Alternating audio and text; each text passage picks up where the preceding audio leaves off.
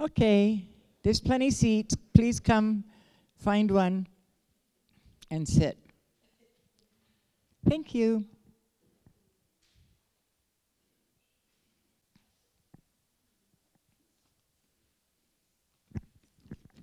Happy New Year, everyone.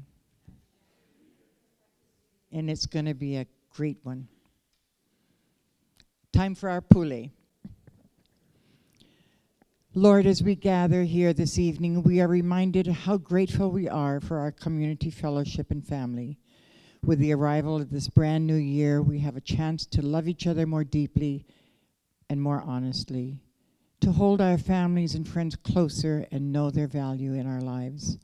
We pray for a kinder, more peaceful and understanding world. Each new year is like a young child, full of promises and possibilities. Help us to be more patient, kinder, and to lead our lives with thoughtfulness. Lord, we gather as a community to celebrate wonderful new beginnings. We ask you to breathe life into our ideas and decisions. We particularly pray for strength and peace for those who have suffered losses of family and friends this past year. May we draw close to those who sorrow and share love and warmth so as to be a comfort to them. Lord, be in our gathering this evening, inspire our thoughts, discussions, and ideas as we seek to work together to ensure that our precious island community is a progressive, compassionate, and healthy one. Bless us and keep us all safe as we journey through life. Amen. Thank you. That's lovely. That covers just about everything. Thank you for being here. This is the first meeting of first town meeting for 2018, and it's really nice to have so many of you here. We would like to acknowledge the board members of the Community Association real quickly. My vice president is Mike Donnelly. Thank you, Mike, who's also the sound and technology guy. Nancy Carr-Smith is our secretary. Nancy's back there. John Edney does the treasury. Riley Smith is our membership chair as well as a board member. And this is time to renew your membership if you haven't already. It's annual and it's due tonight. And then of course, and he'd love to grab your wallet. David Greenwell. David's back there with us representing mostly our farm community. Lonnie Olson-Chong. Llewellyn Kumalai, who's not here. Frankie Pang. Frankie, thank you for being here, and thank you for the coffee. And James Hustis. James is the chair also of the South Kohala Traffic Safety Committee, and this next meeting, which is next Tuesday, is moving to a new location. Instead of meeting in the place they've been for about 30 years, they're going to be in the library conference room. So if you're wanting to go to the South Kohala Traffic Safety meeting on Tuesday in the library conference room, see how that works in terms of a location that works for us. So thank you, James, for all the work you're doing. And if we could get started, County Council update. Ms. Poindexter. Aloha and Happy New Year to all of you. Nice seeing you again. Okay, so I know tonight we're going to have a lot of reports on what's happening at the state legislature, what they're going to be doing, what they're presenting. At the county level, what we'll be doing with working with our state representatives is for each county council member in their district has their needs or concerns from their constituents. So I'm sure they will be lobbying on behalf of their district. As far as District 1, District 9, I know that we've been working a lot with ag. So working closely with, I think Scott is here, right, tonight? Yeah, so I'm not going to be talking more about that because he's going to be a speaker also. So for our district, I know for my district, a lot is to do with agriculture. So looking at what's coming up with legislation that will impact us on this coastline regarding ag. Our concerns are the wastewater. A lot of people hear about the O'Okala Dairy, what's happening there, and the lack of regulation through the Department of Health, why maybe they're understaffed or whatever it may be, that we need to make sure that we take care of that. A lot of the storm water runoff that's happening in communities throughout our district.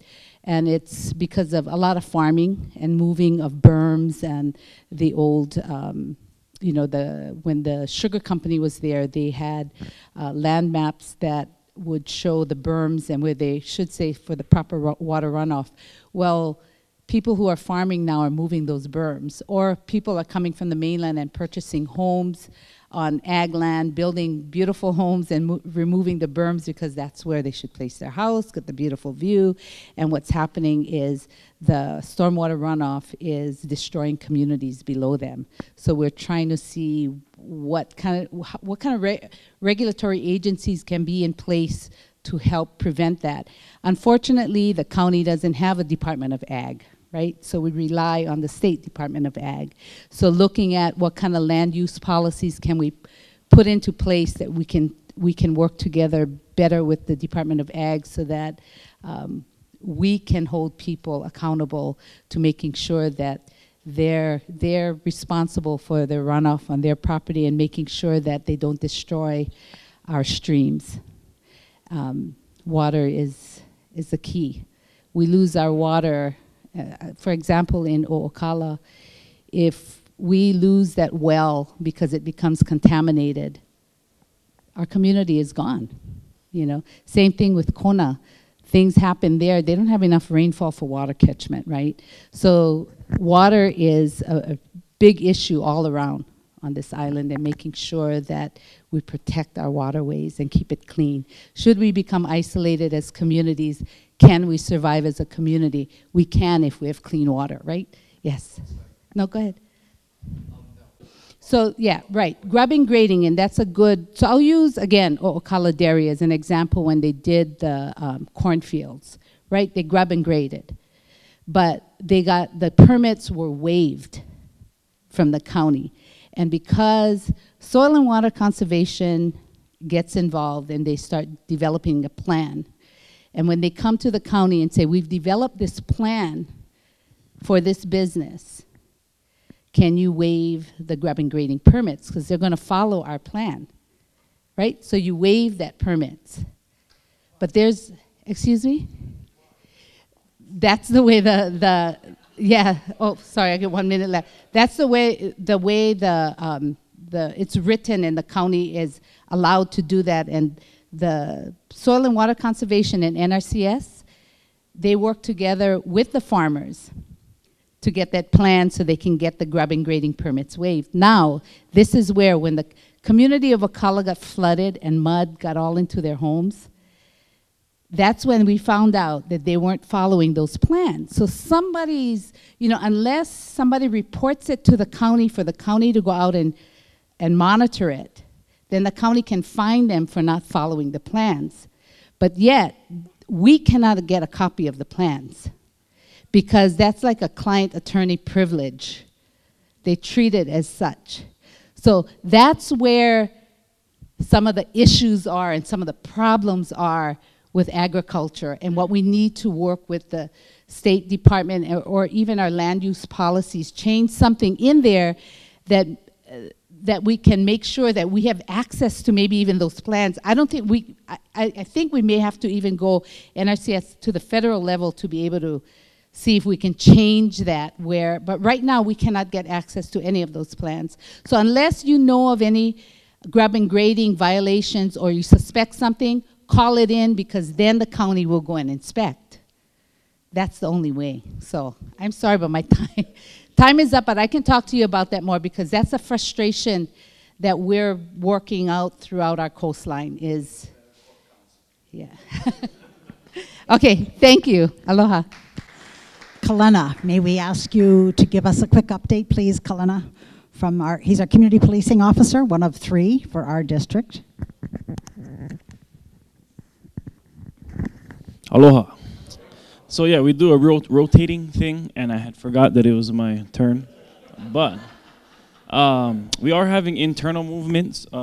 The assistant chief for our area, Area 2, South Kohala to Ka'u, is now moved on to Hilo side. So we have a vacancy, an assistant chief. Our number 1 on this side is now going to be Major Wagner. There are 34 vacancies in the department. So we're running short. Christmas parade was a success. There's no incidences, not that I know of anyway, criminal. We had our bike patrol units out there. Everything was a success. The Waimea school, they have a brand new building. The blessing is going to be on January 8th, the Monday. And crime, like burgs, vehicle thefts, assaults, have all been down in Waimea town. There's been an influx of vehicle break-ins down Makai, Beach 69, Hapuna Beach Park. So if you guys go down there, just be wary. The MO is guys are watching you go into the water, take your keys, use your keys to get in a car. So I got a few suspects there. But in Waimea town, it's been down over the holidays and everything's been pretty good. All right. Aloha. And thank you for announcing the opening of the STEAM building. It's this Monday, excuse me, and we have our principal in the back there. It's going to be a very exciting day. You're all invited. Please come. 10 o'clock on Monday, the back of the campus. Our governor's there, our legislators are going to be there, a lot of dignitaries, because we're going to be going to the legislature this year and asking for more money. That never ends. So it's really, a lot of it's about celebrating a really new beginning for a school that's 100 years old, and really this is putting our kids into the 21st century. And we have tremendous thanks to Cindy and Lorraine for getting us to this place, and of course we're going to be asking them for help to go further. Lastly, we have for Hospice. Is Bobby here? Because I don't know Bobby. Oh, Bobby, yay! Here on behalf of Hospice. Thank you. Good evening. This is my first time to this meeting here, so I'm very grateful to be able to come in and share with you. Can you guys hear me okay? Hold it closer. More? Closer? Whoa. Ow. Okay. Catherine Warner, our executive director, was supposed to be here this evening, and she's off island now, so she asked me if I would stand in for her, and it was a good opportunity for me to be able to talk about what I do at Hospice. I'm the volunteer services manager there, and so I bring in new programs for volunteers. I go out into the community and do outreach. I manage everything that has to do with volunteers. We have 3 different categories of volunteers. We have volunteers that sit with our patients who are dying and support them and their caregivers. We have office volunteers, and we also have event volunteers.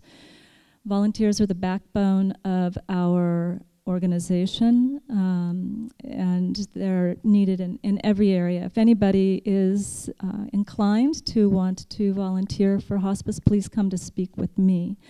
I'm here specifically to talk about a new program that I brought in to North Hawaii Hospice for our volunteers that benefits our patients, caregivers, and actually benefits everybody.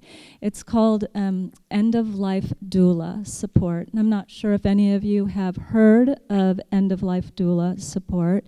Many people have heard of birth doulas that support pregnant women and women in labor, and before labor, after.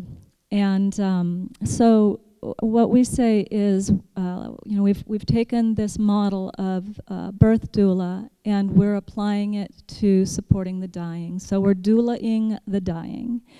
And what that is it's an extra layer of care for our patients, for anybody who's dying, and you actually don't even have to, we're all dying.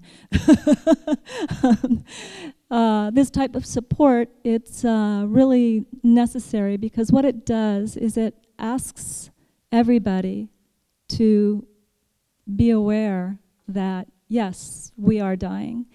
And yes, it is really important to talk about it, because when we don't talk about it, we have a little bit of a train wreck of situations that arise. Some of it is just around lack of education, around choices at the end of life. People really need to know what their choices are and be able to speak to their doctors about them and talk about the kind of care that they want. End-of-life doulas are going in. They're a little bit different than our patient volunteers who do a 18-hour training. Our end-of-life doulas do a 60-hour training in addition to that, the patient volunteer training. What it involves is it's for people who are really wanting to be with this process, who are really saying, okay, yes, I am dying. What does this mean for me and my family? Doulas will support people into talking about the meaning of their life. What's been meaningful for you while you've been alive on this planet? Who has been meaningful to you? What are the important things that you've done while you've been here? Doulas also encourage forgiveness, gratitude. They also encourage doing legacy projects that are left for the family, and it gives the dying person an opportunity to just really deeply connect with their life. The result of this is that people, the family members, they end up being able to go through a grieving process in a much softer way, being involved in this process. The dying person also gets to do that. Unfortunately, because so many people are afraid of dying, death, we hold it at a distance, and oftentimes we hold those people that we love at a distance because we don't know what to say to them. And that's really a shame. Because this is a very beautiful part of life. Just like birth is a beautiful part of life, so is dying and death. Just like there is a labor involved in being born, there is a labor involved in dying. There is a process that is absolutely essential to humans having a death that is just really enriching. Something that happened in our country during the Civil War is that, well, pre-Civil War, we used to care for our sick, our dying, our dead in our communities, in our towns, in our homes. The Civil War came along, there was a need to start embalming bodies and sending them long, so that they could send the dead soldiers long distances away, back to their families. Also, as a result of the Civil War, the funeral director profession came into being. So that served well during the Civil War, but after the Civil War, as a nation, we all just kept doing that same thing. Embalm bodies and then send them off with strangers. So the funeral industry definitely has its place and has served our communities really well. But I would like to see, and people who are interested in this type of support for talking about dying, death, and for those who are dying, we would like to see people take death back as a human experience and not just a medical experience, not something to be pushed away. And part of that reason is because it deeply connects us to our lives and to each other. When we shut this part of our life out, we're missing something serious. And I have a really personal opinion. I think that people would stop buying so much stuff if they really did start to connect with this very vulnerable and beautiful part of life. So let's see. Also involved in being an end-of-life doula is, towards the end, when a caregiver is really having a hard time, has been up, for days and very, very tired, and it can be the whole family. It really takes a village to care for the dying. End-of-life doulas will come in and they provide vigil, and so they'll sit in 4-hour shifts and be there so that the caregivers and the family can sleep. And then they'll wake them up when there are changes. They're trained to understand what the changes are as people get closer to death. So they also act as companions. They help to create what I call an end-of-life plan. So what that means is that you can actually talk about, during my last week, I would like you can name the members of your family to be around you, to touch you. Who do you want to get in bed with you? What music do you want played? Do you want art around? Do you want your children around? Do you want poetry read to you? Is somebody in your family a musician and you want music played? Is there anybody who you don't want to come through the door? So you get to have it the way that you want it, in consideration of what we all know is that It's all unpredictable, and we never know. We never really know how it's going to go. But if we plan, if we talk to our loved ones, we get closer to them. We get closer to the process. We get closer to part of what's really important about what we're doing here as human beings. So that's we'll talk about the end-of-life doula program for North Hawaii Hospice. One more thing, you will start to see end-of-life doulas being talked about more. You'll start seeing midwives to the dying, because it's a really important profession that's arising. People in the States are understanding that this is a very important movement that's happening. End-of-life doulas and midwives to the dying are starting to be hired in hospitals and hired privately, because people realize what a beautiful, beautiful support service this is. And that's my second stop. So thank you. We do encourage donations. At this whole idea for the town meeting is that each month we focus on a different nonprofit. And so tonight's, of course, is North Hawaii Hospice, and we do suggest a donation payable to North Hawaii Hospice if you can. It is tax deductible. And thank you, Bobby, for being here. Hard subject sometime to talk about, but we have to. And then we're going to dive into the legislative session, which starts very soon. There's a schedule at the bottom of the agenda, but you'll also find that Cindy, Representative Evans, has a really helpful handout, which has lots of information in it about the coming session and how you can participate. So we're going to start with Lorraine, if we may. Each of the 2 elected representatives will have 10 minutes, and then there'll be time for Q&A, and we do encourage Q&A, followed by Andy Levin. Andy's here from the County of Hawaii, representing them, and he's going to be the lobbyist for the county at the session. And then lastly, we have Scott Enright. Thanks, Scott. Because for us as a community in Waimea, agriculture is such a big piece of what and who we are, and we want to hear what's on the legislative agenda and what's coming our way as far as sustainability of our farms. Thank you. Thank you, Senator. Thank you, Patty, and thank you, President Patty Cook, and the community association. Oh, okay. Right. And the association for the invitation to join you all today. And it's between Cindy and I, we always converge during the session, and hopefully that we can make it back February and March to give you an update. But I also want to thank the members, all of you, of the Waimea community, for the perpetuation of generations who work tirelessly to improve the quality of life for families throughout Waimea. As an example, community members like Bonnie Barron, and I'm sure some of you know of her.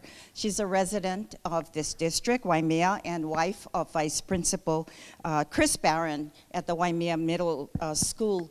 And she was part of the original build of Anui Nui Park at 8 years old. I saw her again in October when we were here helping with the park. And she came back, and I saw her to help rebuild Anui Nui Park. But this time, she was pregnant and accompanied by her little girl, Arabella. Of course, as mentioned, the 2018 legislative session is only 2 weeks away, and my office is preparing for a robust and productive session. I had just gotten off the plane, and I'm here because I belong to the Ways and Means Committee, and we're interviewing agencies. And so it's kind of good that we have to hear those sessions, because at least it's on the administration side. So we look at their budgets and see what's missing. So when it gets to the budget to the House, and then it comes to the Senate, then we'll see what's missing, and we'll just add something else in there, right? But, you know, as busy as I did mention, we all must work together. So we encourage, and I personally encourage our constituents and stakeholders and across the state, because we are senators and representatives for the entire state, but moving forward with key legislation and projects for our communities.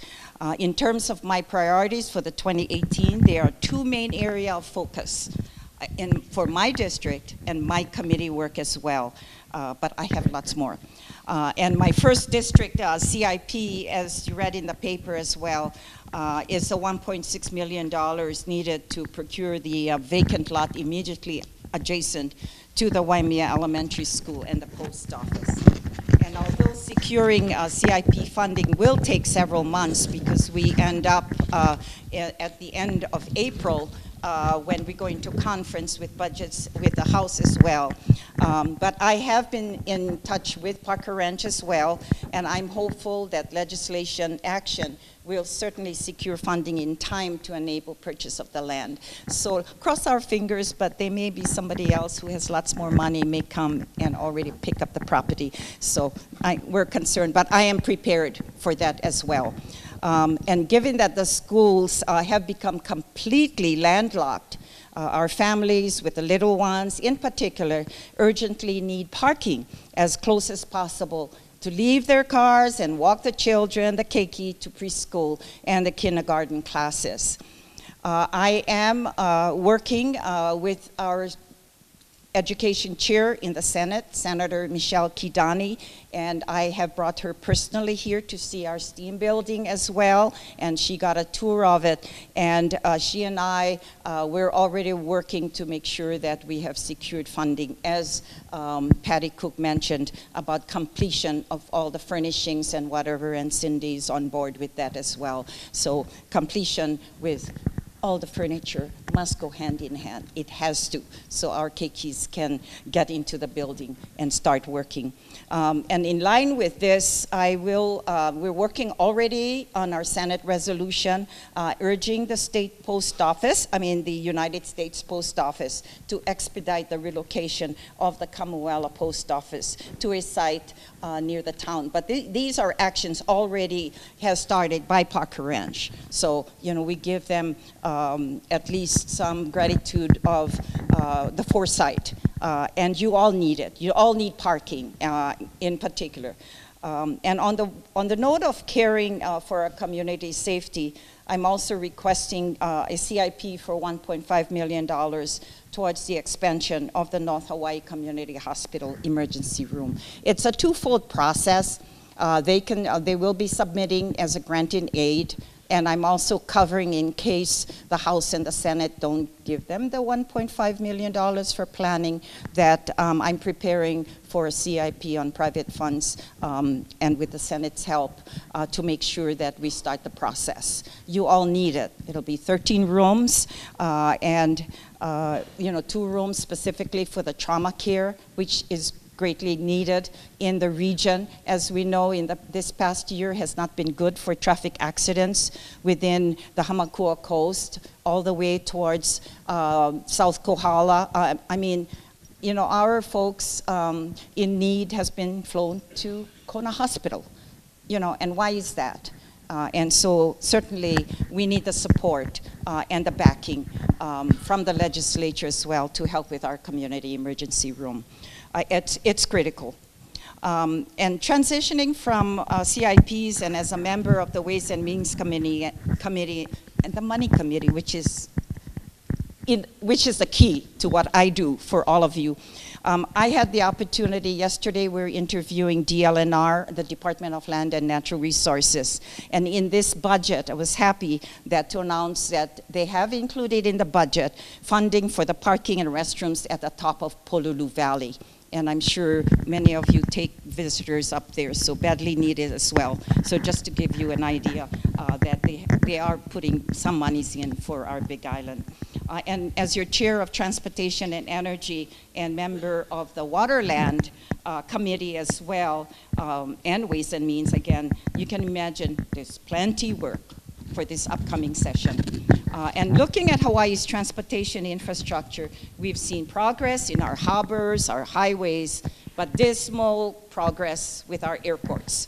We've got 15 airports that the state oversees. And Hawaii is only one of 3 states that are still governed by state operations.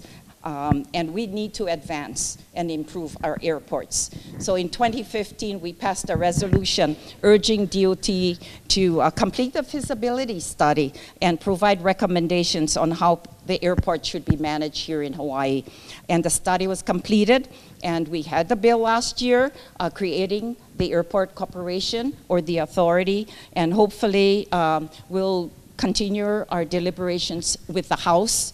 And so it looks like we'll be passing, hopefully urge the House to pass our Airport Corporation bill. And so that's so important for all of us. We need to complete the mission and the vision for airports modernization program.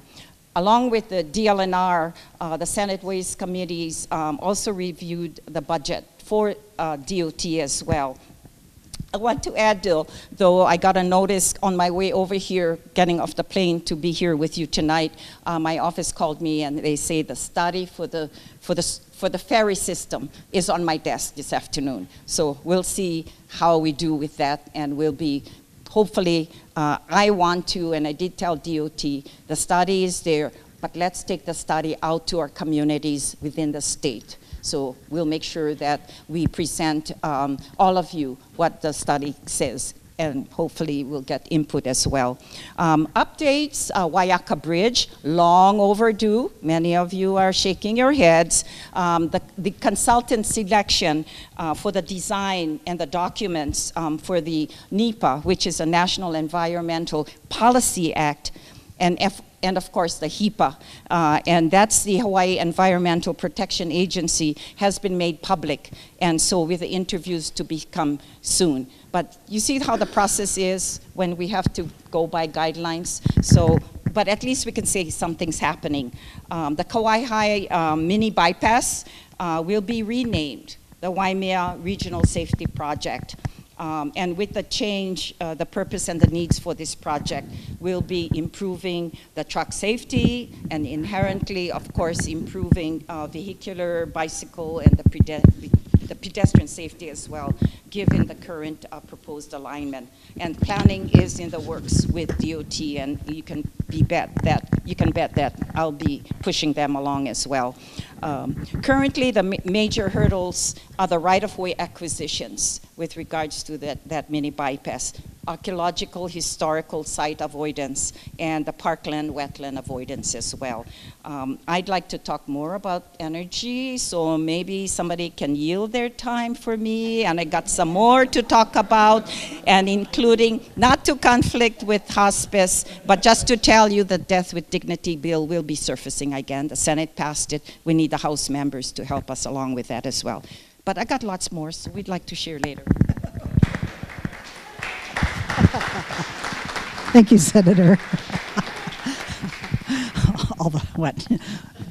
Cindy, it's hard to encapsulate so much in 10 minutes. Thank you.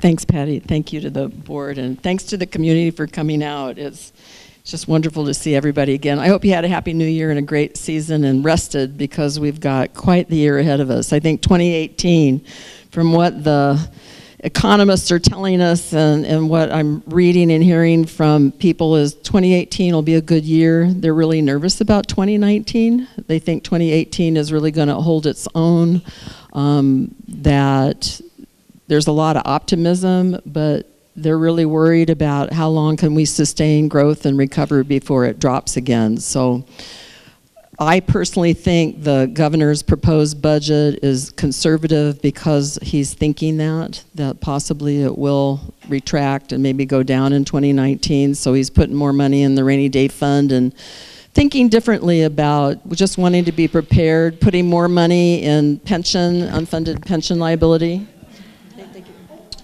Thank you. In the unfunded pension liability. So I think he's, really trying to cover the bases. And I really have to comment on this because we have Scott Enright, the chair of Ag here. One of the challenges that he has, and every department head that I've heard, is the retirement rate is unbelievable. he told me, because I said to him, how come you got so many vacancies? When you come in front of the legislature, we're always criticizing them, like, you have too many vacancies. You're not getting the job done. Where's the enforcement? We don't have enough staff. Don't ask us to do more. We don't have enough staff. And you say, well, why the vacancies? And they'll tell you, well, we just hired 60, but this year 60 are leaving. So it's kind of a net zero game for us. So the baby boomers are leaving en masse. And of course, what that's going to do for us is raise our cost of health care in Hawaii. So it's just something that we always have to think about in terms of the bigger picture before we get to the smaller picture. I personally want to thank Hospice for the work they do. I know that I have a bill because some people that are active with Hospice have told me that the nursing assistants, when they work at Hospice, it doesn't count for them in their educational requirement on a yearly basis. So we're going to try to change that in law because they work and they're dedicated, but we're not even treating them and giving them that. So we're going to try to change that. That was brought by someone in Waikoloa whose wife is very active in that community. Death with dignity. Clearly the Senate has had a lot of support on it. The House has been much more hesitant. I'm hoping that we get the votes. I hope we get to 26 because even the chair of health in the House has told us the polls are all saying the people are ready for the Death with Dignity bill.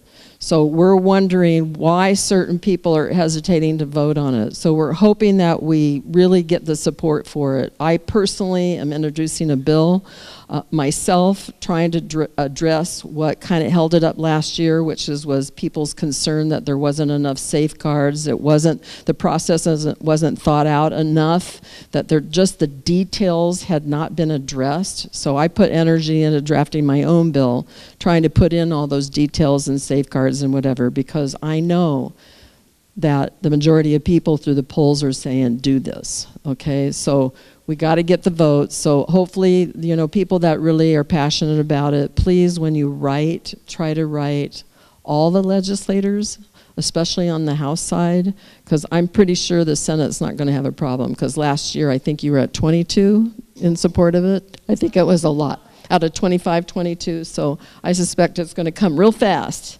from that. I decided, because 10 minutes is so fast, to kind of create this flyer and point out on the back to you key things that I personally am involved in. A couple, like the Veterans Treatment Court. The veterans have come to me to say how good it has been. 3-year pilot project paid for by the U.S. Department of Justice. The money ended. The veterans are really unhappy because it was very successful. The veterans that get in trouble, they enter into the court system, they get services, they get volunteer veterans that mentor them and support them. They want that to be a program for the vets. They don't want it to go away, so I'm introducing a bill to try to make sure that we stand it up and it stays. The other thing is, another thing is what we had is, again, another grant coming from the federal government was helping our juveniles. When juveniles get in trouble and the police pick them up, instead of taking them directly to intake and put them in a jail system, a lot of them, depending on what it is, graffiti, something, maybe, taking a key and hurting a car, something that's not violent. They take them to what's called these assessment centers. They talk to the kids, they try to do intervention, what's going on, why are you acting out like this, and try to get them into services and try to divert them so they don't just go directly into a system and all they see is punishment. Instead, it's helping them. This assessment center is proven recidivism. It has totally changed recidivism. This particular assessment center, again, is running out of funding. And so can we stand it up to make it a permanent part of how we deal with our juveniles? So I'm working with that. Mitch Roth, the prosecuting attorney, he and I are working on that together. I'm going to switch around a lot because there's so much to cover. Regarding the CIP for Waimea, I have a different approach. I know that Lorraine's got the parking lot. My request for CIP is going to be a whole lot more money for a whole lot more reasons. I had the complex area superintendent, the head of Department of Transportation, Roads, Ron Thiel, the county, had the two principals together, and we talked about the property in its entirety and what's happening with dropouts for kids, and is the road safe going in and out? What do we need to change the way we do the traffic coming in and out of so instead of working from the roadside, which we want to thank the South Kohala Traffic Safety Committee because they work on the roads, we were looking at it from a different perspective. How are we designing internally in terms of what are we doing with our parking lots and our roads, so we're moving the traffic inside the property so it connects correctly to the outside. And so we had that discussion about, do they want some money to start planning where they're going to do their drop-offs, where they're going to split and possibly have student or parking spots for different teachers at different places. That led us to the fact you don't have a lot of covered walkways here. So I'm going to ask for covered walkways because that's a problem, going from parking lots to the schools because of the rain and stuff. You know, a lot of people want parkways or parking. The other thing is, I've been told about that we have the aging of the gym. It's been very aged, so I'm going to be asking money to renovate the gymnasium. The more interesting part about the renovation of the gymnasium that came out is when the county built the new district park building, they no longer really use this gymnasium. It used to be a place, it used to be that during the day, the school would use the gymnasium, but in the evenings on the weekends, you would work with the park department. And so it was like a joint use facility being controlled by both parties. I know they called the middle school to try to schedule it, but also the parks department was doing community events there. So now that the county's kind of moving away, there's going to be discussions now between the county and the school, and they're going to be backing off, and I think now the school's probably going to control it 100%. So what we talked about is turning it into a multi-purpose facility. It's going to be much, much more than just a basketball court. I mean, it could be so much more. It could be very multi-purpose used by this school and the community for different things. So they've asked, they've given me, I'm going to add that. So I'm going to come in with a big lump sum request for all these different things for this particular school property, including the equipment for the school. So I'm just going to do a big broad brush of trying to upgrade and renovate, which we can see by being in this building is a very old facility that was built under an old model called K through 8. They don't even build them that way anymore. Everything's changed. And the other thing that I found interesting, I got 1 minute to go, that I think is important is education, education, education is everything, because I became the chair of economic development a few months ago, and I can tell you from everything I'm reading and talking to all the employers is that our kids have to learn how to learn, because in their life they're going to change careers possibly 3 or 4 times. Innovation and technology has arrived. It's going to change things. Robots is coming. They've arrived too. But people that normally have jobs now will get displaced, but not truly displaced. They will be told, you got to go off in a whole new direction. There's jobs of the future. There is going to be jobs. There's going to be jobs created, but they're not going to be the jobs they were trained for. They were going to have to give up their jobs because of innovation.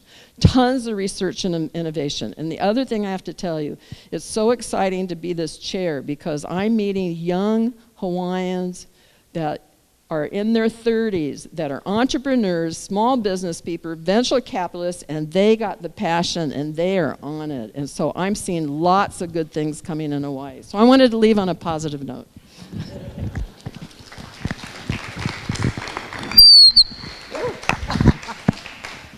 And actually, next up was going to be Q&A. Do we want to do Q&A now, or do we want to hear from Andy and Ag, and then do Q&A? Would that be okay with everyone, please? Former State Senator Andy Levin, who says it was a really long time ago.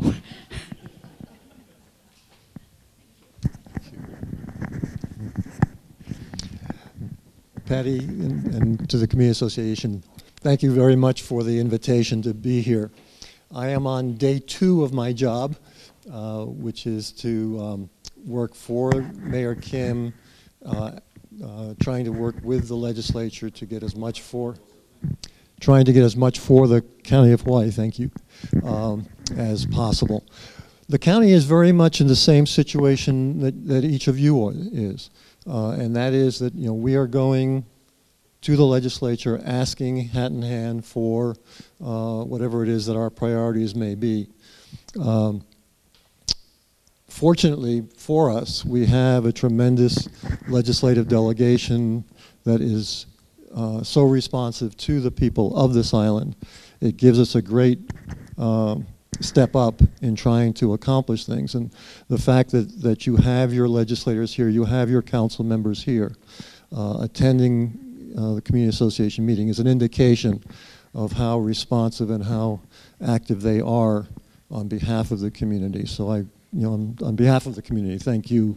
On behalf of the county, thank you for listening to us and trying to help us work our way through. And of course, the former mayor doesn't hurt at all, having her as one of the senior members in the Senate.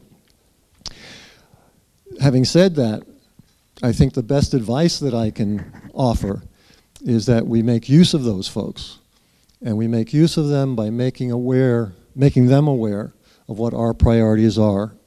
So use your state senator, use your representatives, use your council members, make your views known to the governor and the mayor, and together as a joint force, our voices get louder and have a much better chance of being successful at the legislature.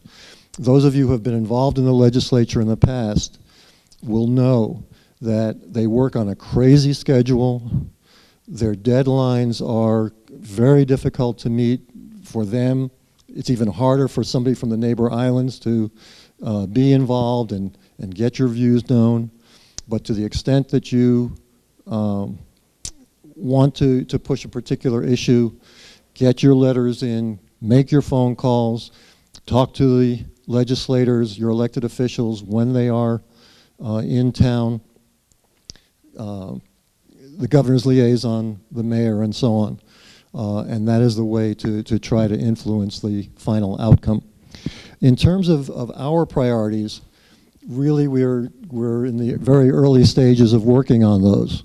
And one thing to make very clear, the mayor asked me to emphasize, was that virtually every infrastructure project that the legislators identify, we will be supporting.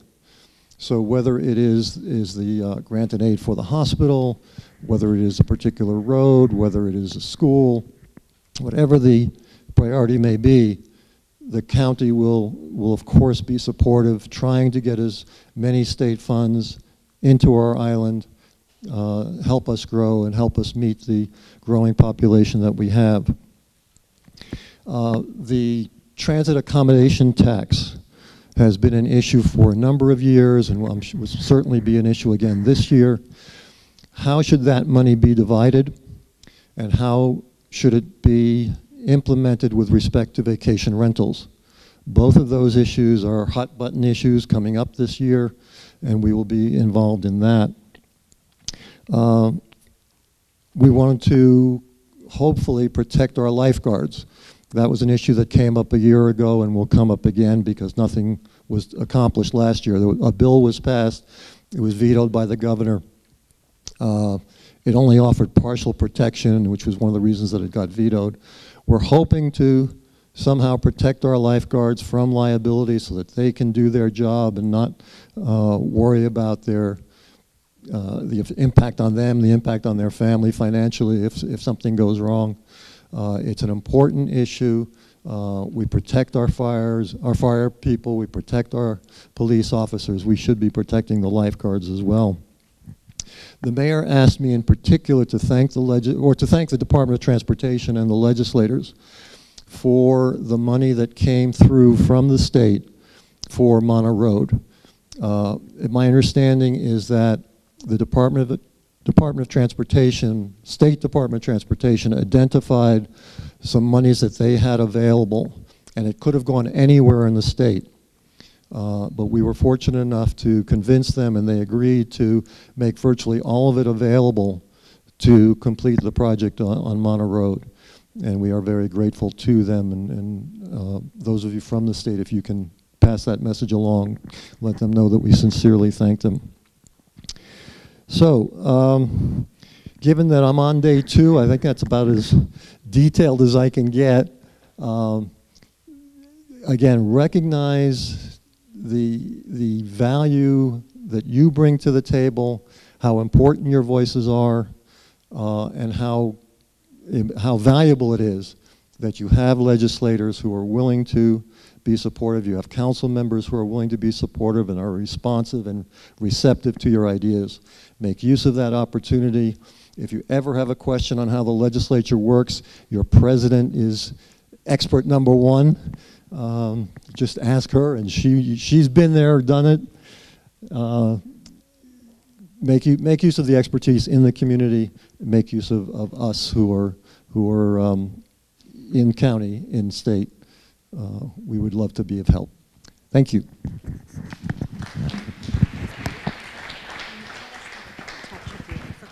Okay, Patty's question is how to get in touch with me, and the answer is I don't know. I haven't got my computer yet. I'm supposed to get it maybe tomorrow. I believe my email address is andrew.levin@hawaiicounty.gov. Okay, andrew.levin, Levin, at hawaiicounty.gov, no spaces.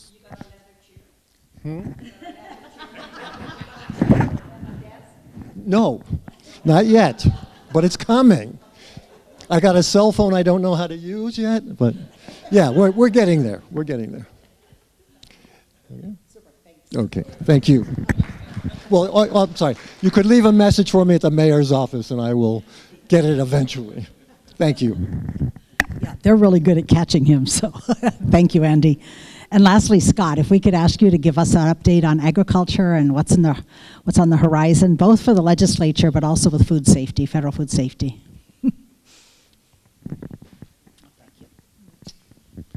Thank you, Patty. Good evening, everyone. Happy New Year.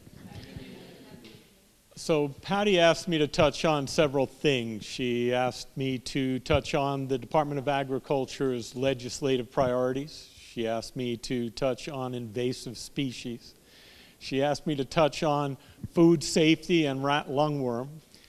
And she asked me to touch on the priorities for CIPs for agriculture in Waimea. I can't do that in 10 minutes, so. But I'll do the best I can. You know, I'll pick up on something that Representative Evans talked about, and that's Governor David Ige and this supplemental budget. This is the second year of the state budget is supplemental. So we go in, we were told, the cabinet were all told to be very conservative in our asks. And yes, that's because Governor David Ige is a fiscal conservative. He's paying down the debt that the state has. You know, the state is in arrears between $25 and $30 billion for pensions and for health care. And because we're doing that, the state now has the best rating for its bonds that we've ever had. So we're in good shape, and yes, everybody's a little cautious about what 19 will bring, and so that's the way we're approaching it. So the main ask that I have, and I'm hoping I'll realize that, and I have to let you know that your senator and your representative have been exceedingly helpful to the Department of Agriculture on issues at the ledge. They're a friend of agriculture, they've been there, they've worked with me, and they help us move everything forward. So, you know, thank them and continue to talk to them about all the agricultural issues you have. I'll be asking for $5 million for our agricultural loan program. I make the case that it's the most effective program that we have in the Department of Agriculture to help grow agriculture. The average farmer in the state looks like me. That means they're aging out, and we need to grow agriculture. You know, I'll point to 2 projects in Waimea. The agricultural enterprise that's doing keiki cukes is there because we gave them a loan at the Department of Agriculture. Nobody else would. My staff didn't want to give that loan. But it looked like a good, agriculture is always risky, and you've got to be willing to be not risk adverse. So we gave them that, and they're flourishing. And right now, the largest organic farmer, I would say, in the state is up here in Waimea, and he's going because we gave him an agricultural loan. The next generation of Aggies is not going to be able to secure funding from financial institutions. They're not lending, and they're certainly not lending to anyone that doesn't have a track record. As banks usually do, they'll lend to people that don't really need the money. The people that are desperate for the money don't get it. So their lending, that $5 million will help us grow. We're aggressively lending that portfolio out. We'll have everything in the portfolio lent out before ledge is over. We've been doing that consistently. We're getting it out there to grow agriculture. So it is the biggest ask that I have this coming year, and it's my expectation we'll realize that. Additionally, we'll be going in for the Hawaii Invasive Species Authority. 2 years ago, the Department of Agriculture commissioned a study for a biosecurity plan for the entire state. Most of the work on invasive species is by statute given to the Department of Agriculture. But there's work that needs to be done in the state that we cannot do. It needs to be a multi-agency approach. So this biosecurity plan is spread out over the next 10 years.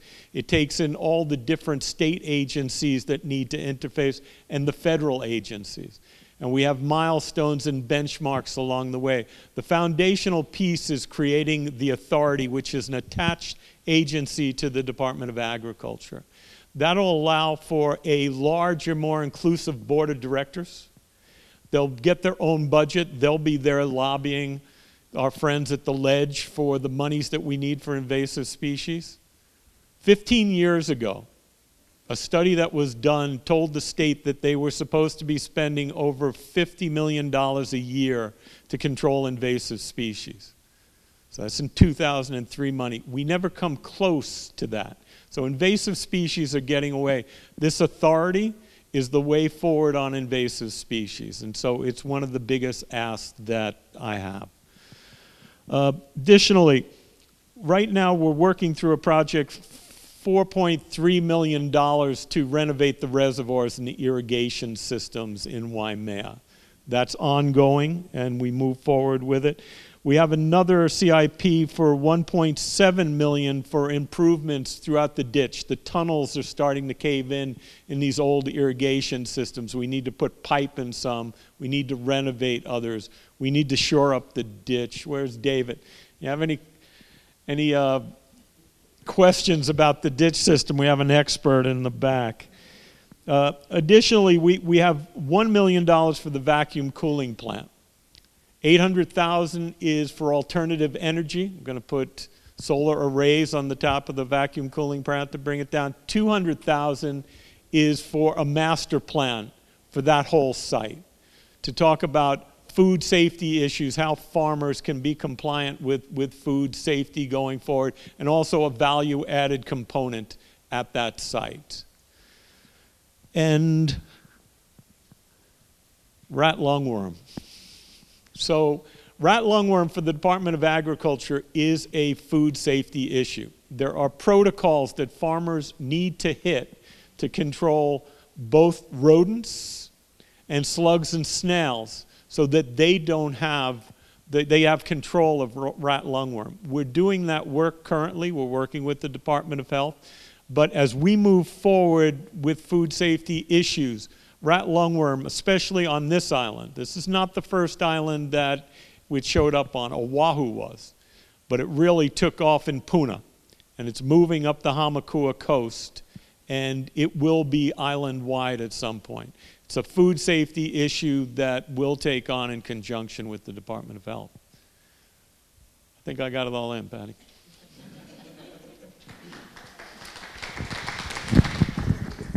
Q&A? What? Oh, Q&A. Yeah. Okay. Safety. No, boring. Okay. I guess that's it. then I guess it's now time for Q&A. Do you have any thoughts or questions that you'd like to ask of Cindy, Lorraine, Andy, wherever Andy is? Or, yes, yes, of course. Senator, I have to get used to doing this. Ledge is going to open pretty soon. Senator. One of the important issues that our farmers face here in our visit with the Ways and Means Committee when I brought them here to meet with the farmers was that the certification process, which is a federal mandate, is hurting our farmers. And some of them, what they needed to do to get certified, they need to get out of work, and they need to go to school. They have to go learn what this certification program was all about. And there's a cost to it. So some of them are considering maybe they'll give up farming entirely. I'm very concerned. Is it food safety? Okay. Food safety part of the certification. So please help them. Congress asked the Food and Drug Administration to promulgate rules. There's 7 of them called the Food Safety Modernization Act. And there's one of the rules is called the produce rule, and that's the one that will probably have the largest effect on agriculture in this state. Most of the farms, we have 7,500 farms in the state. The vast majority of them are smaller farms that the FDA will never send any official on to do a food safety inspection. But what we anticipate, and what my peers across the country anticipate, is that the insurance industry is going to drive the food safety issue. The FDA has not now set the bar and said, this is what food safety looks like. And as soon as there's the first lawsuit that someone gets sick eating produce somewhere, it doesn't have to even be in Hawaii, the underwriters are going to tell the restaurants, the farmers markets, the retailers and wholesalers that if you can't assure us that your farmers are hitting this mark on food safety, we won't write your liability insurance policy, which means you can't bring the public on. That's going to drive everyone to food safety. It's an additional burden for agriculture. It's going to be an additional cost. It's a trend that there's no going back. This is the way forward. Food safety is the future. We will possibly lose a number of our farms. The number I keep throwing out is around 30%. And you know, some of that is farmers like myself that are aging out, that this is an additional burden and an additional cost, and they'll choose not to do it. But others, you know, there are aspects of the Food Safety Modernization Act that I don't know that small farmers will be able to capitalize. But that's the future. And you know, there is no way around it. There'll be no exemption for food safety. If you're going to do agriculture, you're going to have to hit the food safety regs. And we've hired a newly minted PhD. She's in Hilo. She's going to stand up our food safety program. And so we'll work with the farmers, all the farmers, but especially the small ones, to get them to understand what food safety looks like. We work closely with the University Extension Service, and we'll continue to do that. Just had the new dean of CTAR in my office yesterday talking about food safety. I don't get through a day without talking about food safety. I almost got through, but it didn't happen. So, Representative. You were the president, he was the president this last year? Year before. He was the president for all 50 states for the agricultural department heads. And I want to know, what were those 50 states? Because there's this whole thing about federalism, a big push now that the federal government's gotten way too heavy with the regulations, and there's pushes, and so the states are starting to collectively come together to talk about how can we push back. So was there anything that came from those 50 states that we want to? NASDA, which is the National Association of State Departments of Agriculture, has been working closely with the FDA.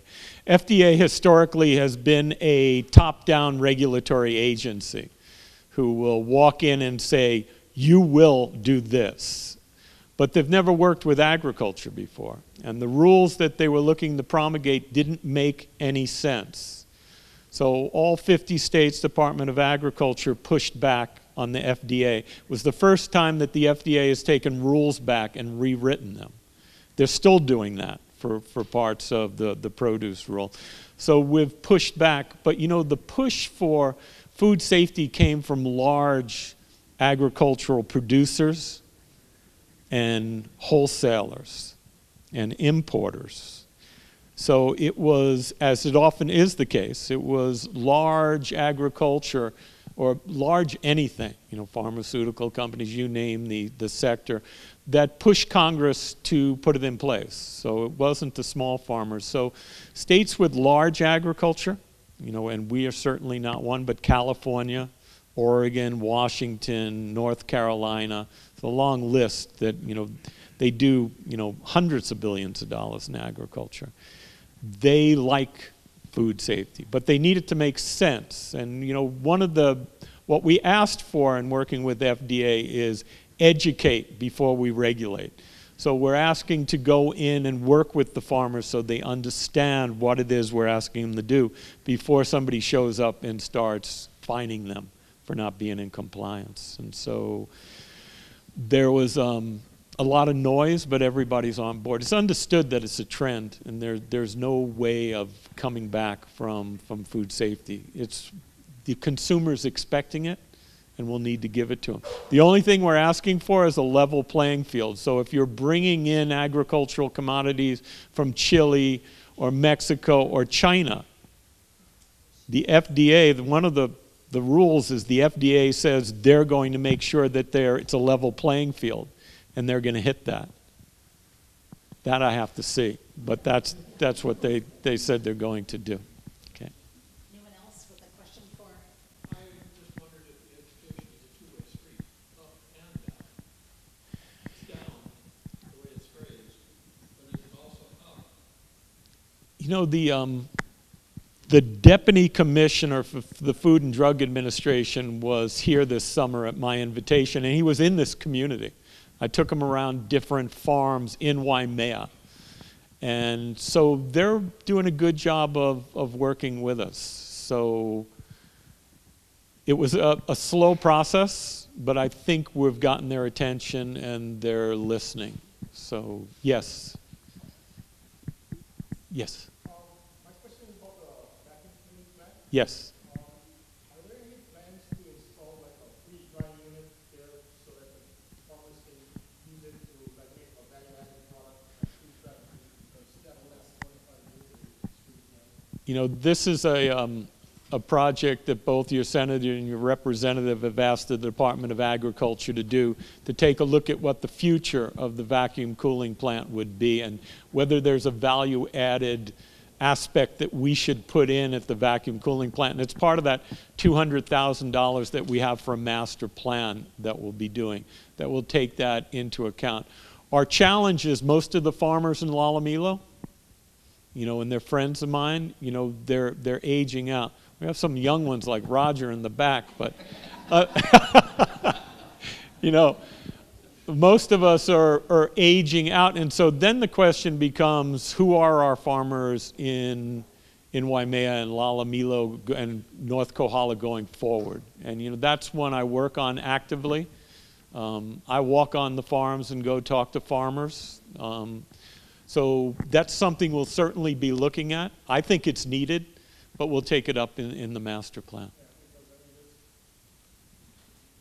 in case of an emergency, we don't have supply. I mean, we have freeze-dried food, but we sell it in the store.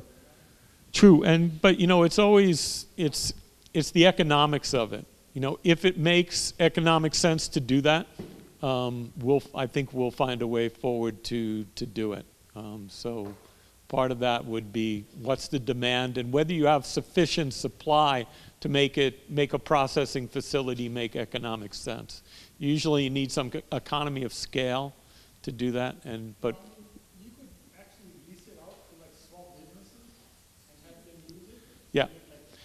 Yeah, it's putting it together on, who's going to run it. If you were to ask me, I would want to see some kind of co-op. You don't want the state to be running it. But a co-op would be good. But so who is that co-op? It's like asking, whenever somebody in the community says, we need this in the community, the question I always like to hear answered is, who says? So if you have a couple of dozen people stand up and go, we're interested, you've got support there in the community. So, but yeah, it's definitely something we want to look at. And thank you. Yes? I actually have a question for our legislature. Thank you. How about one right here? And another one. My question is that parking lot there behind the post office, those huge puddles, I'm wondering if there's been an appraisal of that property, because $1.6 million seems like an excessive amount of money for that thing that's going to end up being a parking lot. Did Dutch leave? I think Dutch left, unfortunately. Jonathan? Mr. Mitchell? He's gone too, shucks. Everybody who knows what it's worth is gone. Yeah. That's the cost that Parker Ranch has on the market, and so that's their land. So if they're asking to put it on the market, we'll see what happens if there's going to be a taker. The concern that I have, if there's going to be a taker for that property, is that it doesn't make sense. Because we're going to, and Parker Ranch, once the post office moved, I'm going to help them, we are going to help them. Because they want to add to Lindsay Road, right? Make it comfortable and passable and larger and bigger, wider than we have today. So, having said that, if it's sold, does not make sense because somebody may put a little mall there or some business office. And that's really scary. And that's why I'm jumping into the threshold rather than have it go out on the market. It's kind of scary. It doesn't make sense because if Parker Ranch wants to enlarge Lindsay Road, why sell it then? To the free market. So that's a danger. And then, you have a good planning, a vision that we can do for the backside because you have Kahilo Hall, you got the theater. I mean, we should make it comfortable for the community. This is your community. But I'm nervous because once it gets to the market, we don't know, right? Somebody puts in $1.7 million, maybe more, and put something else there. So, yeah. Anyway, that's my concern because we need good planning in the back there. Well, clearly, with the widening of Lindsay Road, the lots gets a lot smaller. So you can see with the future of the post office, it's almost, it's just not going to be functional. But having said that, I think one of the keys is I talked to one of the trustees at Parker Ranch, and Dutch Kuiper is running for the beneficiaries to generate income and make that a very, very successful for the trust. So he's got a lot of obligations. So one of the things that was suggested, and I'm drafting a letter, is that we could, as a community, go to the beneficiaries. We could go to North Hawaii Community Hospital, Parker School, and the Richard Smart Fund that's managed by Hawaii Community Foundation. And we can ask each one of those beneficiaries as a community member to look at selling that lot to the Department of Education at whatever comes in at the appraised value, because the state will only pay what an appraiser says it's worth. When I've talked to Dutch over the last year, says, I am going to put it out and see what the market will pay for it because I'm obligated to get the most money. That's his job as the trust. So the trustees, his job is for the trust. So we have to find a way to change that, and the only way to do it is through the beneficiaries. So I'm writing a letter to find out how can we get in front of the beneficiaries to ask them to work with us to figure out how to make sure that comes to the Department of Education. That is the only way I can see through it. I agree with what the senator's doing. Let's try to get the money there, but the reality is he's stuck as the person who manages the trust, and we got to figure out a way to make sure that we get that land. And that's kind of where I'm at, to try to work that process. Again, when you're in our business, you learn really quickly. It really is about process. That is what you need to learn and really get on top of it. And we have a lot of deadlines. And thank you, Andy Levin, for pointing out these deadlines are now starting, and they're going to be very fast and very quick and furious. So I apologize how hard it is for us as Neighbor Island legislators to keep you informed of every single bill that we're listening to, but you know, we're probably going to have 1,300 in the House and maybe 1,100 or something in the Senate. So it's very hard. You know, we're working as fast as we can, but to inform you where we're at, it's better if you go to the Hawaii State Legislators website, sign up for committee hearings on certain topic areas that you really care about.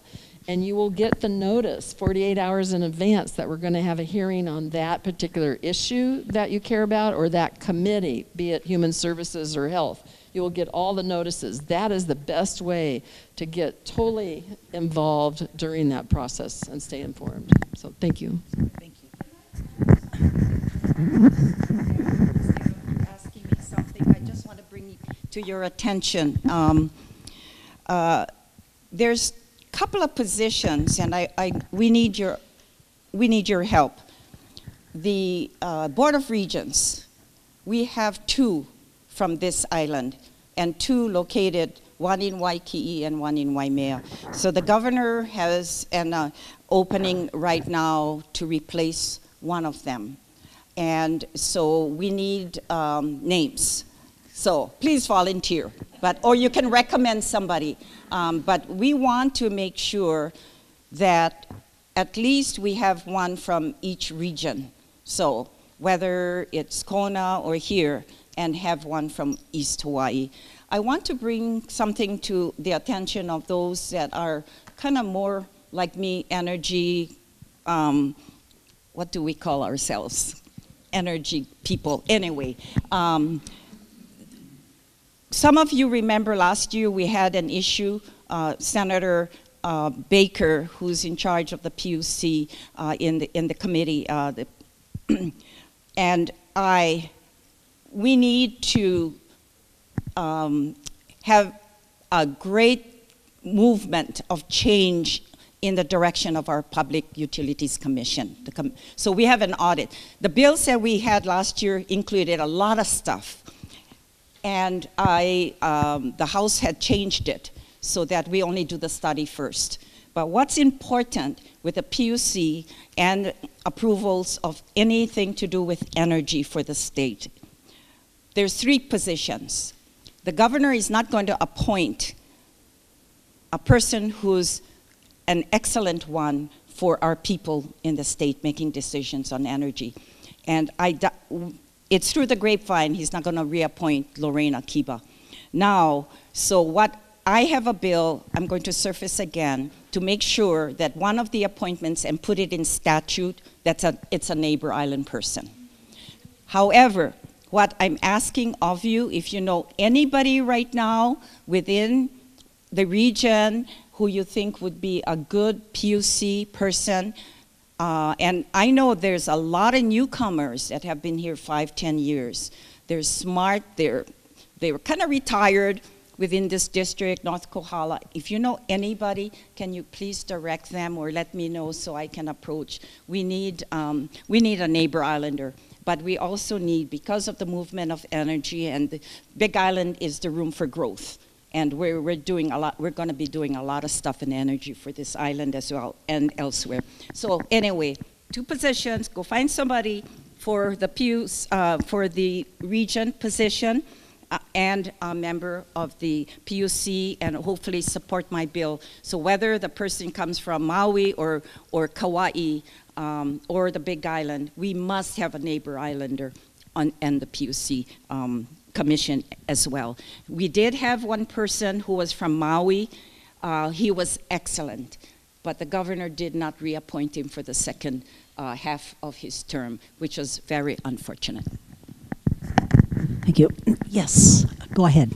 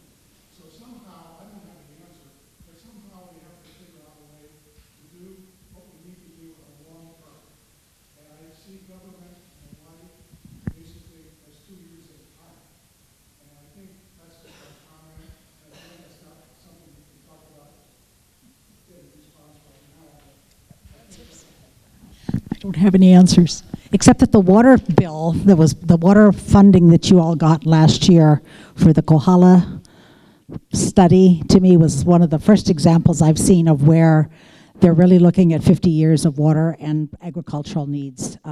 We so seldom see that kind of long-term planning. You're right. Carol.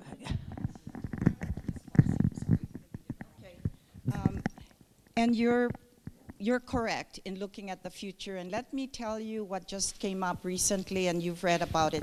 I'm the governor's appointee representing the Senate that belongs to the Climate Change Commission, and it's by statute. And I'm the only neighbor island person on the commission.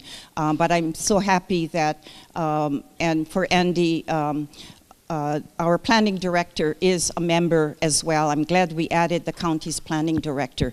And in the new version that we just passed last week, so hopefully, I'd like to have the commission take that first increment of the climate change, what we approved going forward. But you know, with regards to looking to the future, and well, it's kind of like, and most of you will say, we're kind of glad that we don't live on the ocean.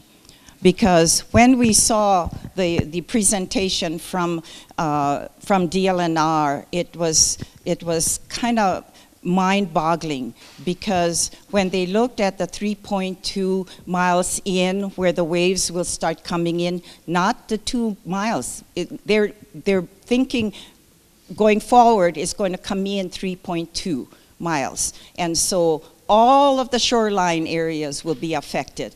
And you know, Kona Ali Drive is a good example. But anyway, going forward, but what this commission, what we found out as well, is now we got a plan going forward.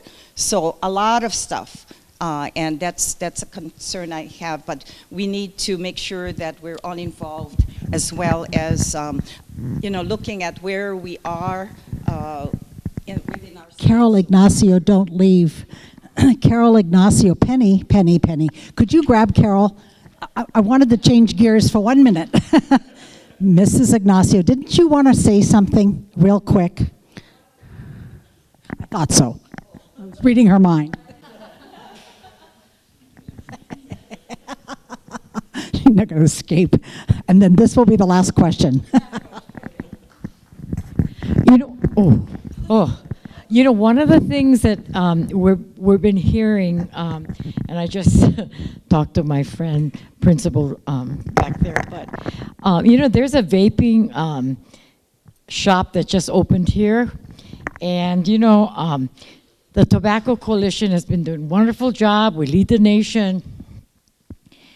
But we still have some real serious problems with our kids.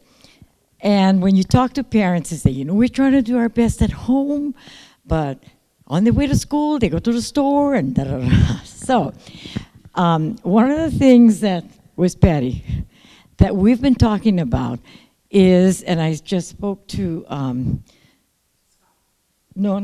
spoke to Lorraine and to Val. They're going to tackle from both angles, the state and the county.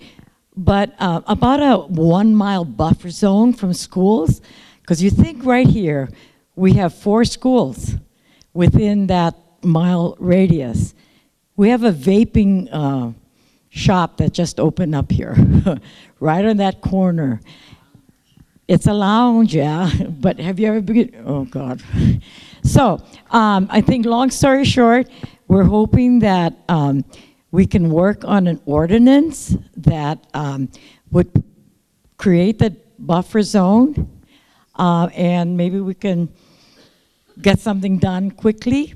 Now, the flip side of that, when I did talk about this in another venue, I thought I was going to get shot because they said, you know, our businesses are going to lose money. So the only way we're going to move something like that is if community folks, when it does come up, that we get your support. But so 1 mile buffer zone for our schools would be great. Thank you, Carol. And there will be a bill, as I understand, in the legislature from the Tobacco Free Coalition on this, and that's on your list too. Thank you. I think that's it. Thank you all for being here. Please take the legislature seriously because this is a time of change and there's lots going on. Please put your seats up if you would and take your Opala with you, and Happy New Year.